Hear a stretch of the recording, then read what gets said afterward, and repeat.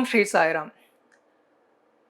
Dear students, today I am going to start another chapter which is quadratic equations and linear inequalities. So, what is quadratic equation? So, as we come across in our lower classes, we are familiar with second degree equations. Those second degree equations are known as quadratic equation. So, you recall the general form of a quadratic equation, which is represented in the form of ax square plus bx plus c is equal to 0. Here a is not equal to 0. This is a quadratic equation in x. Here the variable is x.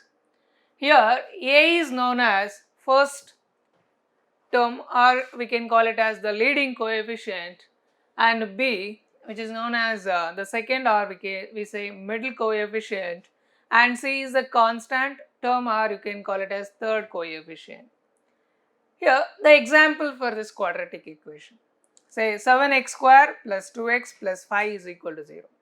Actually a, b, c are the constants. And here another example, if you consider 5 by 2 x square plus 1 by 2x plus 1 is equal to 0. These are the examples for quadratic equation. Quadratic equation has two roots.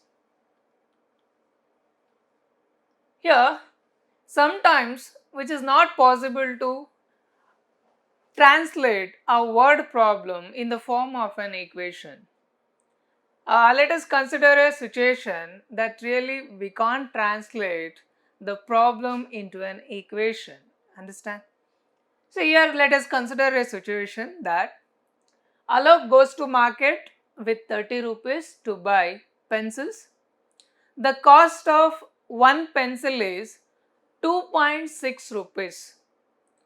If I consider x is the number of pencils which he buys, then he will spend, the total amount is 2.60 into x. X denotes the number of pencils which he buys, and 2.60 denotes the price of a pencil. Then this amount cannot be equal to 30 rupees, as the cost of pencil is 2.6 rupees.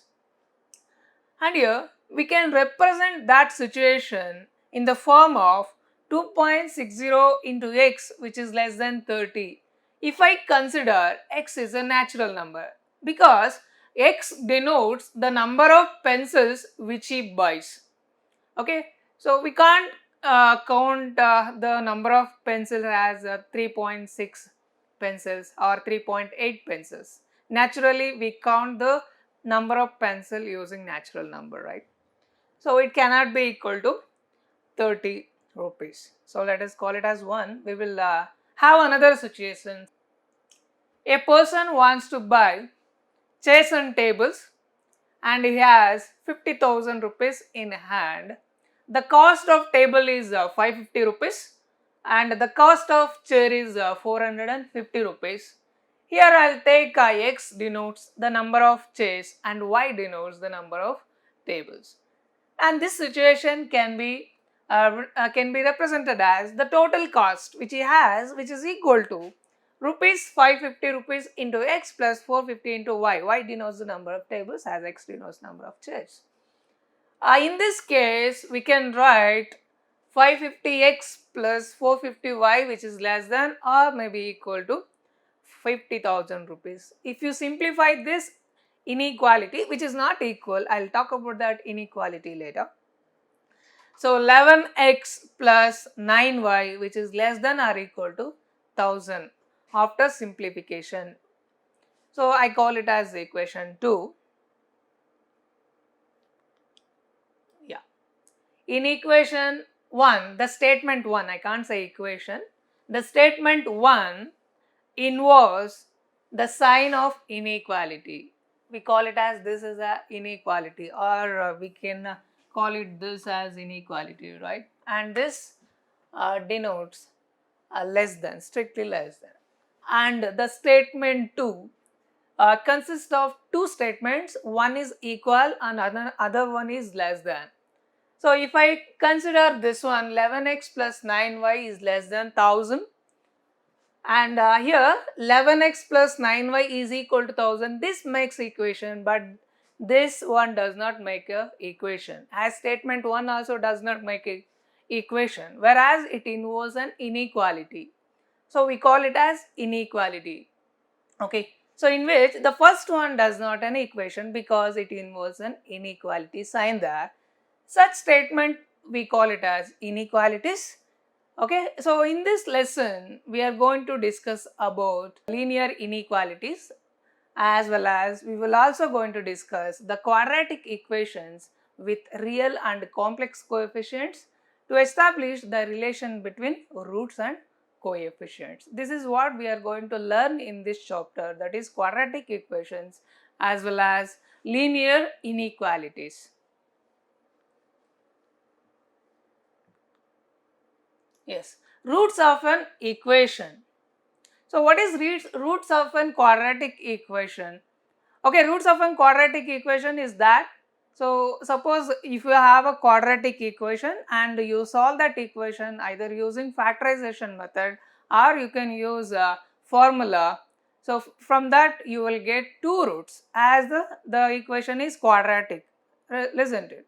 And after finding roots of that quadratic equation, you substitute that value, get back to the quadratic equation, and that equation is satisfied. Then we call it as which is a root. Let us see in detail. You know the quadratic equation is of the form, in general form, is of the form ax square plus bx plus c is equal to 0, which is an equation in x. And if you find root of this equation, say for example alpha is the root of this equation. Anyhow we have two roots. Let us consider one of the root is alpha, and alpha denotes the root of this equation 1. So suppose if you substitute that alpha in this equation, that equation is satisfied, then we call it as alpha as a root of this equation. Or in other words also we can say x minus alpha is a factor of this equation. Another factor is there, but I am talking about only one factor, x minus alpha, which is a what factor of this quadratic equation 1. That is another one. Let us consider the particular example for this finding roots. See here the equation is x square plus x minus 6 is equal to 0, and here suppose if I substitute x equal to 2 in the above equation 2, I will get 2 square plus 2 minus 6 is equal to 0. This will be satisfied if I substitute x equal to 2 there. And similarly, if I substitute x equal to 3, suppose my x equal to minus 3, if I substitute in the equation 2, that will also get satisfied. Suppose if I substitute x equal to minus 1 in equation 1, this does not satisfy. Therefore, we can say that x equal to 2 and x equal to minus 3 are the roots of the equation 2.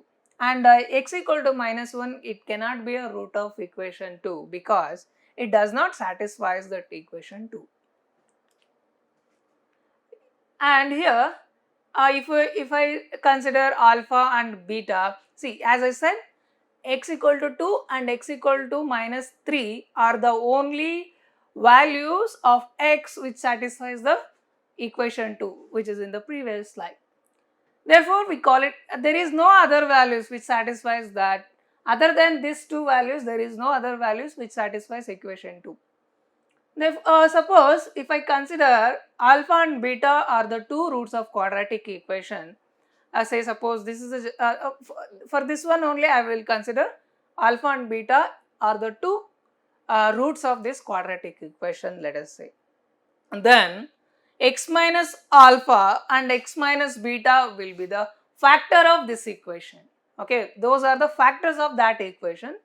Hence, therefore, we can rewrite the given equation as in the form of a factors. Understand?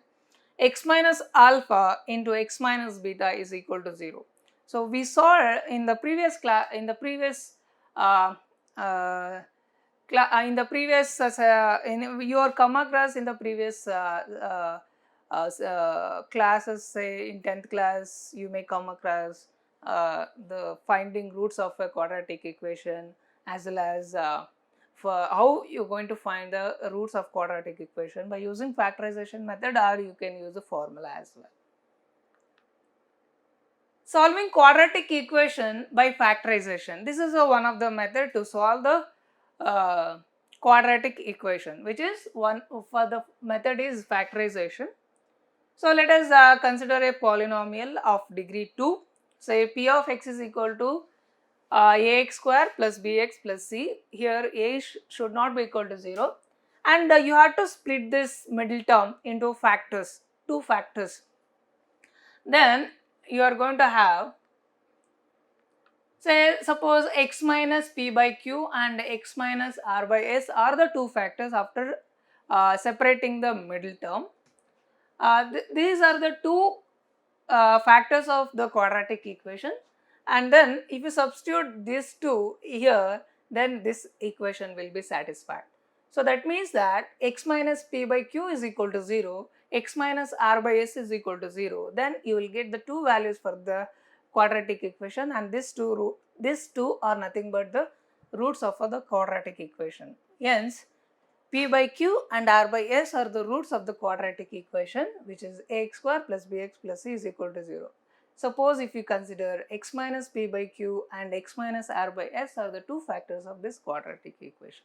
This is a general way of considering it. Okay, so this completes our discussion about solving quadratic equations by factorization. In the next class, we are going to solve exercise 9.1, which is all about solving quadratic equations. Thank you. Sairam.